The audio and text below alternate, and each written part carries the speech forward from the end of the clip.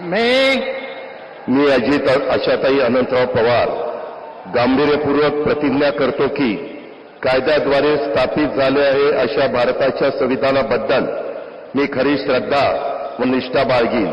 मी भारताची सार्वभौमता व एकात्मता उन्नत राखीन. मी महाराष्ट्र राज्याचा उपमुख्यमंत्री म्हणून माझी कामे निष्ठापूर्वक व विवेकबुद्धीने पार पाडीन आणि संविधान व कायदा यानुसार सर्व तऱ्हेच्या लोकांना मी निर्भयपणे व निपक्षपातीपणे तसेच कोणाच्याही विषयी महत्त्वभाव किंवा आकस न बाळगता न्याय वागणूक देईन.